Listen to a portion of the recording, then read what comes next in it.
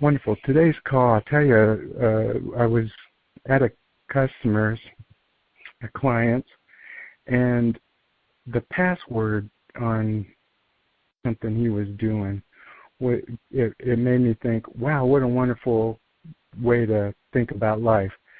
And it was attitude 1. And that started rolling around in my mind and thinking a lot about it. It really revolves around everything we do with our customer. And if attitude, the attitude that we have towards the customer about 10 minutes. I'm waiting. Okay. is 1, it is 1, then we're not going to tolerate a poor attitude with anyone in the staff, any technicians, any advisors. Can you imagine an advisor with a bad attitude? What does that do to customer care, the customer experience, the overall result of the team?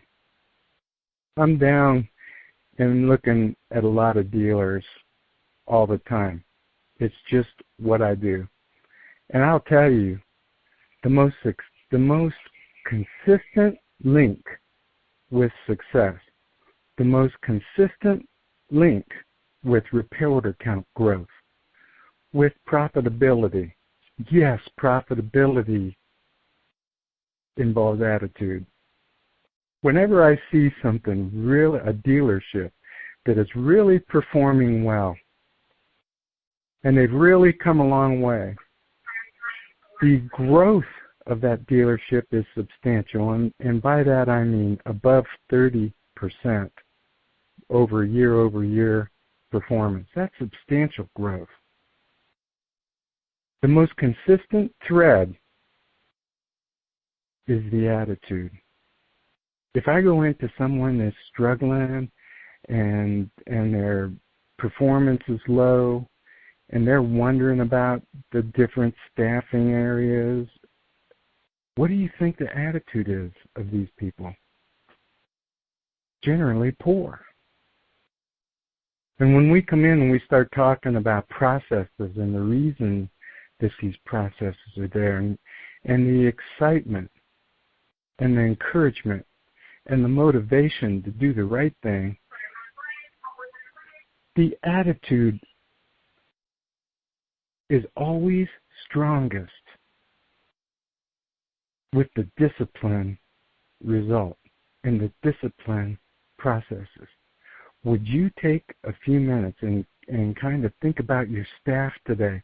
Go through the attitude factor. If you were to rate your staff on a scale of 1 to 10, 10 being, hey, these guys are just the best possible,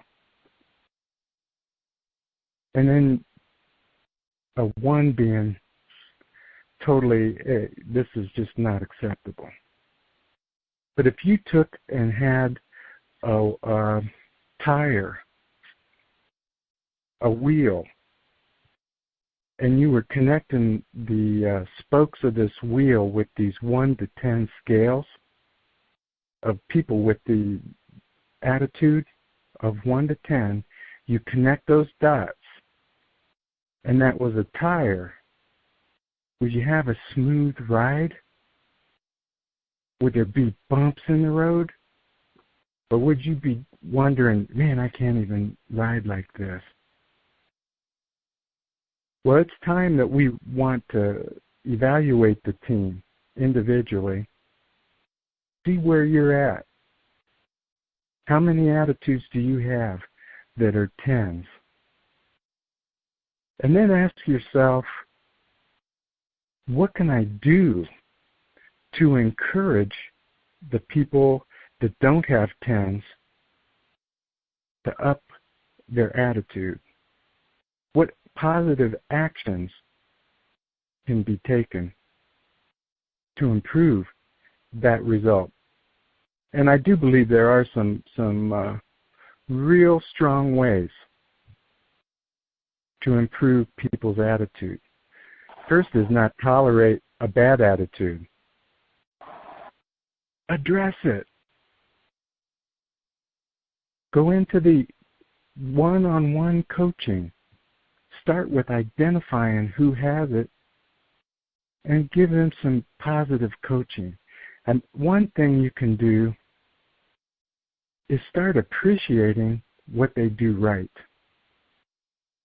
One of the ways to really kill an attitude is to have someone go above and beyond the call of duty and not get any recognition from their supervision. That's destructive to the attitude of that individual, but it's also destructive to the team. Another real strong action that I believe needs to be taken is no tolerance for anything but a positive attitude. I see it everywhere I go, and you see it everywhere you go. If you started rating your customer experience, I can guarantee you one thing. Where you go into a restaurant and the waitress is energetic, she's helpful or he's helpful, and they bring you the food and it's just how you ordered it, and it's prompt, and she's checking your drink levels, and she's doing everything they can to make sure that your experience is strong. This experience, is it going to be stronger or more positive than one where you go in and they go, yeah, we're going to be about 45 minutes. Sit over here. You know, I had this one experience not too long ago in a restaurant. I do have to tell you that it took me back a little at first, but then I thought, very unique. Because she asked if I wanted dessert, and I said no. And she looked at me right away and said, oh, okay, quitter. Now, initially I was like, oh, I'm a quitter. But you know what? It was done in a humorous fashion, and it really made me consider dessert, where I wouldn't have necessarily didn't want it. Made me consider it for nothing else but the unique approach. When you look at the staff and appreciate them for what they do, and you also look and coach them for unacceptable behavior, I'm going to share with you, I have absolutely no tolerance for treating a customer harsh. There's no inconvenient customer. That's our only reason for existence. The name of the department is service. But when we let our attitudes be down, ourselves, when we fear someone interacting with someone because they have a poor attitude, could be a parts department, could be a service department, irregardless, when the attitude is poor, and you know it, then you allow it, guess whose attitude also drops? Yours. It's something we need to protect. It's something that needs daily maintenance. And what are you doing to enhance it? Are you reading positive material? Are you really being innovative and creative in new ways of customer care? Are you excited when you get up out of bed, or are you saying, or any one of your team, oh man, I got to go to work. I got to deal with Tom. He's got a terrible attitude. Can't stand the way he treats people. And every time I want to return a part, I get a hassle. Every time I want a special request, I get treated poorly. There's no tolerance. There should be no tolerance in the dealership. Because if attitude is one, it's got to be analyzed, evaluated, polished, cared for, nurtured, and if it's not, guess what? It's not one. Now I know there are times where a poor attitude is not convenient to deal with. No one wants confrontation, really. I'll tell you what the destructive thing is.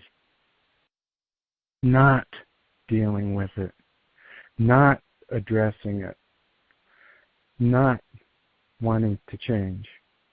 Because if the individuals aren't addressed, the team suffers. And I'm challenging each and every one of you not to allow that in your department. It'll destroy customer retention. It will destroy employee retention. No one wants to work in a negative environment. And it'll also wail into profits, margins, counts. Every key performance indicator in the company, in your dealership, revolves around attitude being one. Now when we go, and if you have any comments or questions, you push the number 1. Mike will see that your hand is raised, and we can always do that in these calls. Raise your hand by pushing number 1, and then Mike will identify you and open your mic. And then while we're doing that,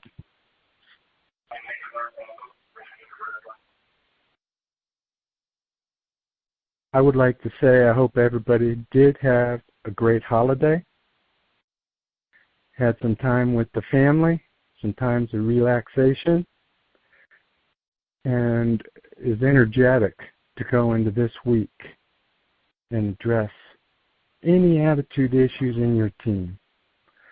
Look through each and every one of them and rate them, and then do your best to start out an improving trend and make attitude one in your dealership. Excuse me, Rob. Tony has a question or concern, comment? Tony.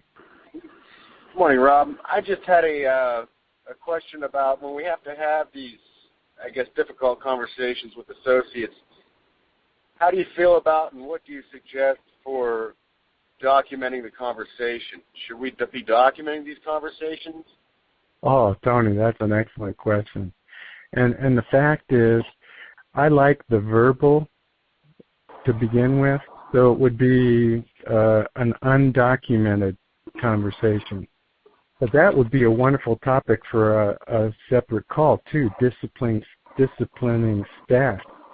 But I would suggest if the initial conversation isn't fruitful, that you need to document it and keep it in a personnel file for a year. So the guy at the end of the year could have a clean slate, a fresh file, but that if it repeats itself within that year, it's documentation that's needed.